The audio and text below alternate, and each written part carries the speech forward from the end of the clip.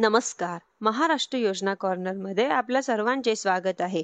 आजच्या व्हिडिओच्या माध्यमातून आपण बघणार आहोत की राज्यातील महिलांसाठी अत्यंत दिलासादायक बातमी समोर आली आहे. लाडकी बहीण योजनेच्या माध्यमातून मिळणाऱ्या दरमहा म्हणजेच की 1,500 रुपयाचा म्हणजेच 1,500 रुपयाच्या मदतीबरोबर आता महिलांना स्वतःचा व्यवसाय सुरू करता यावा यासाठी कर्ज सहाय्य देण्यात येण्याचा विचार सरकारकडून सुरू झाला आहे. या निर्णयाची माहिती खुद उपमुख्यमंत्री आणि अर्थमंत्री अजित पवार यांनी नुकत्याच एका सार्वजनिक कार्यक्रमात दिली आहे.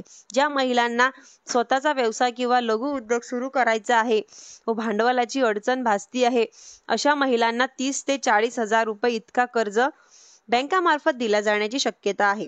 म्हणजेच की त्यांनी विशेष बाब म्हणजे कर्जाचा हप्ता लाडकी बहीण योजनेतूनच दरमहा सरकारकडून भरला जाणार आहे, अशी माहिती अजित पवार दादा यांनी दिली आहे. त्यांनी स्पष्ट केलं आहे की दर महिन्याला 1,500 रुपये सरकारकडून मिळतात, तर तेच पैसे कर्ज हप्त्याकरता वापरले जातील. अशा प्रकारे महिलेला कर्ज मिळेलच, पण हप्ताही सरकारचा भरेल.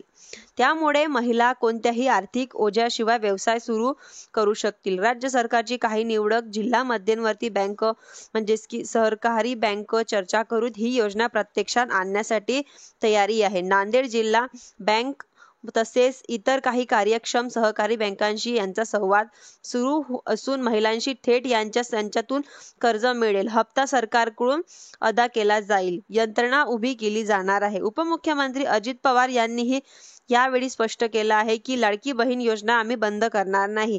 काही विधेयक याबाबत गैरसमज पसरवत आहे, पण आम्ही ही योजना आमच्या लाडक्या बहिणींसाठी व भगिनींसाठी ही योजना जी आहे ती त्यांना अधिक सक्षम करण्यासाठी नवीन योजना आणली आहे. या निर्णयामध्ये राज्यातील हजारो महिलांना स्वतःचा व्यवसाय सुरू करण्यासाठी स्वतःच्या पायावर उभं राहण्यासाठी संधी मिळणार आहे. धन्यवाद.